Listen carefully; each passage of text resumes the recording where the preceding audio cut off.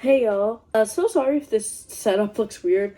I'm literally like doing a balancing act with my phone right now. It's on like my makeup brush holder and thing of Vaseline, not gasoline. I have my phone balanced on the gasoline can.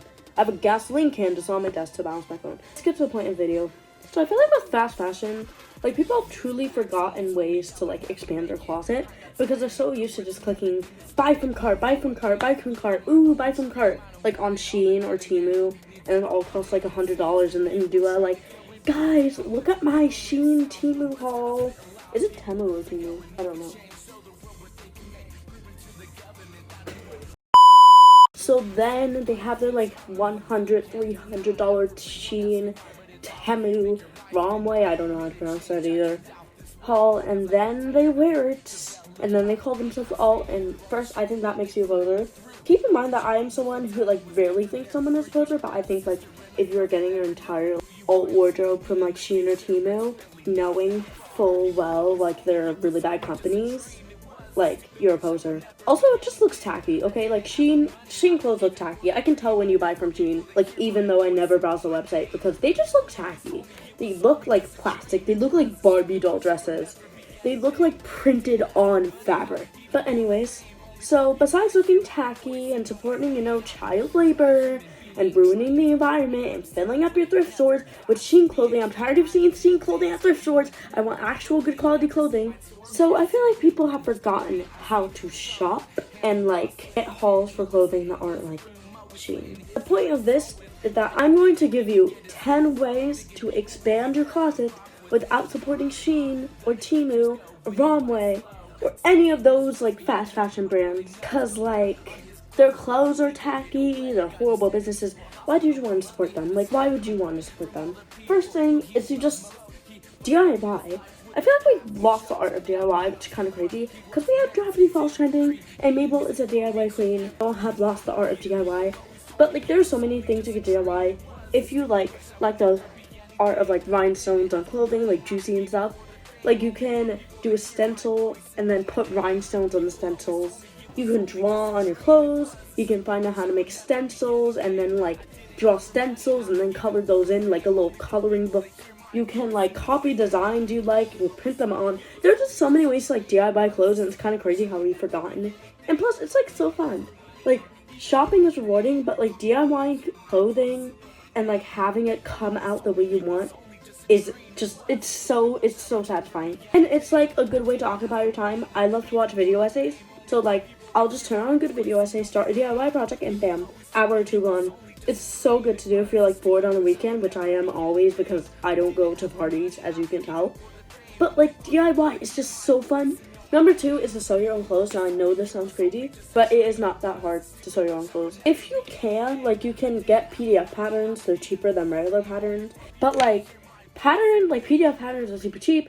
Like you'll have to print out a lot of paper, but then you can like go to your local library and waste all the ink. Sewing your own clothes actually isn't that hard. I started this year. And like you have to follow pattern stuff, and generally it's not that hard. And even if you don't want to buy patterns, follow patterns, you can like easily go on YouTube and search tutorials. Like you can make arm warmers. Oh yeah, also for the DIY, you can cut socks into arm warmers. I've done it before. But anyways, for sewing, it's super easy to like sew your own clothes. It depends on the project, like the easiness, but you can search up YouTube tutorials. You can like get patterns. You can get free patterns online. But yeah, sewing. You don't even need a sewing machine. It takes longer to hand stitch, but you can very easily get like sewing kits, and then you can hand stitch. You don't even need an expensive sewing machine. And even so, I think you can easily find sewing machines. Like a bunch of my relatives have a bunch of sewing machines, and I bought one myself, but like it would be super easy for me to get one. So even if you don't want to spend moolah on a sewing machine, you can literally just like buy a sewing kit. It will take longer than a sewing machine, but you can still do that. Or you could just ask a friend or a female relative or someone to give you a sewing machine, and like usually at least one person has a sewing machine that they can give you. It's awesome. Sew your own clothes. It's fun. It's the same as DIY. It's like rewarding when you get to sew something you like. And plus, you don't even have to buy fabrics. Like, let's say the sewing machine's no issue for you, the pattern following, you can be like a sewing queen, but the fabric's too expensive. Like, you can go to a thrift shop and you can like pick up like the linen and the bed sheets and stuff, and that's enough fabric for like clothes. Like, you can make clothes with that, and that's super cool. So like, if you see a cool blanket at a thrift shop and you're like, oh, I don't low-key don't want to like use this as a blanket, like I'm kind of averse to that, you can buy it, you can cut it up, you can use a pattern, and you can sew it into clothes. Now, the third thing is to literally support small businesses. You can support online small businesses, like you can go on Etsy, you can like go on Depop. I know there's some on Depop and like Mercai. You can go to their own website, you can follow a bunch on TikTok that don't have ridiculous prices, or you can find like local ones. It's pretty easy to find local ones, like thrift stores, secondhand stores, stuff like that. Those count as small businesses. Besides small businesses, especially like the local like 99-cent stores and stuff, they tend to have dead stock in like thrift store clothing, which is really good. But like, yeah, supporting small businesses is always great because A, they 9 times out of 10, unless they're drop shipping, like they don't use like child labor, so at the very least, like, you know that. So like, you're ethically shopping, and you can get cool clothes because small businesses tend to be more catered towards like specific aesthetics than bigger businesses. Okay, fourth, literally thrift. I talked about thrifting a bunch, but it's your new holy grail. Keep in mind, like, this entire outfit's thrifted. I have to get up for this. This shirt, tank top thingamajig is thrifted. This tutu is thrifted. And all this is from a local thrift store. And keep in mind that I'm in like a super religious, like conservative town, but I still have like Saint Kit stuff at my town. Like, people who say like, oh, my thrift store doesn't have anything, 9 times out of 10, you did not look, okay? Because I said that, and look at me now. I'm all thrift store chic, and like my neighborhood, you never think my neighborhood would have thrift stores up. But yeah, thrifting is like super fun. You can find ridiculous stuff, you can find cool stuff, you can find awesome stuff, and it's super cheap. It's even cheaper than like Shein and Temu. Like, the stuff at my local thrift store is usually like $1 or $2, and let me see something on Shein. Looking at Shein, one of the first items I'm seeing here, $12, second one, $8, and that's all more expensive than my local thrift store, which has things for $1 or $2. So it's even cheaper than these websites, and it's all ethically sourced because it's secondhand. Now, I already made an entire video on like tips to go thrifting. So I'm going to link that in the little icon. I hope I'm pointing you to it. I'm probably not, but I'm gonna link it because thrifting is essential if you want to be alternative, and it ties into DIY and sewing your own clothing. Like I mentioned, you can get linen and you can use it as fabric, or you can find a cool item at the thrift and you can DIY it.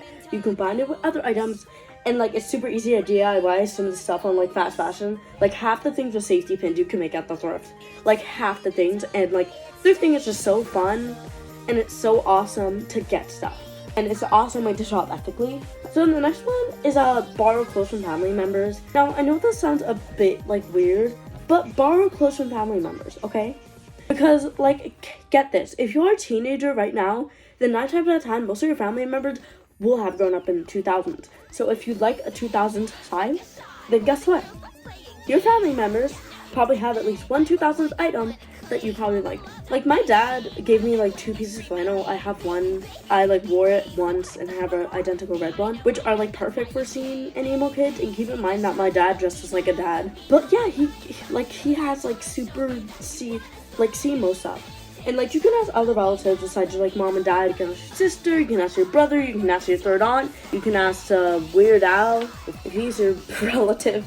You can ask Weird Al, hey Weird Al, do you have any like scene clothes for me in between making your like polka? You can do that if Weird Al's your relative.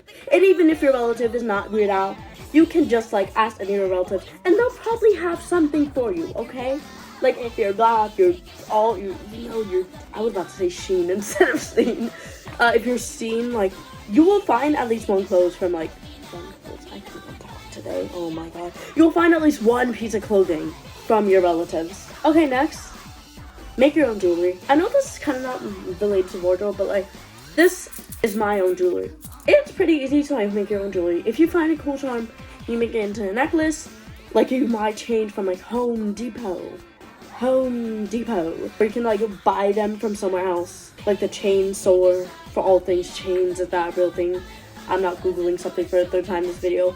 But like you can like buy chains from like stores and stuff, and you can make them into necklaces, or you can use candy. It's very easy to make jewelry, and that is also a thing family members can sometimes do, so you can get a family member to make you jewelry.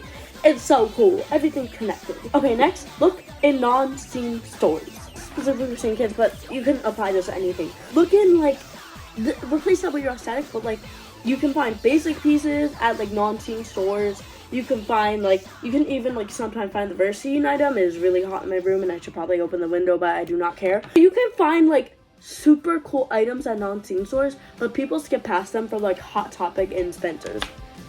That's my line.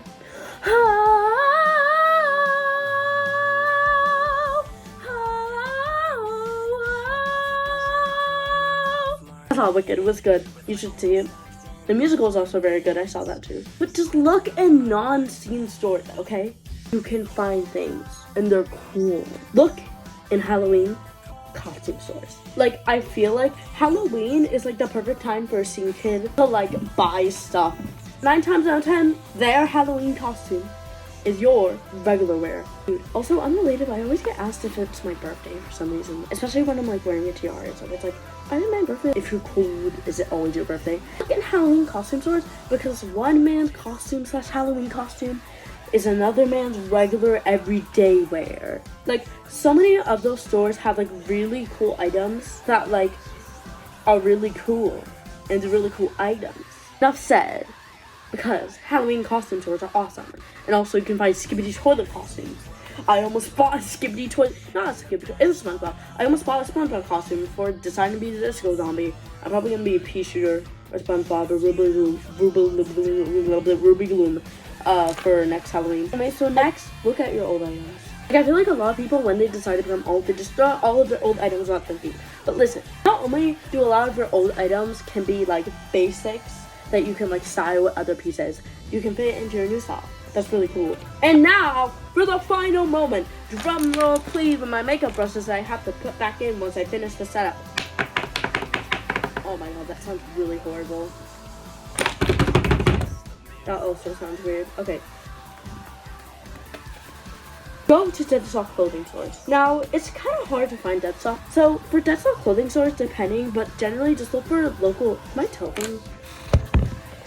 Was I tilting the entire video? Look for like local businesses, like local 99-cent stores, local like budget clothing stores, especially the big ones. You can find so much dead stock there, especially 2000s, and it's all so good. To go over, DIY, make your own clothes, support small businesses, sew your own clothes, thrift, borrow clothes from family members, make your own jewelry, look in non-Shein stores, look in Halloween stores, find your old clothes, and dead stock.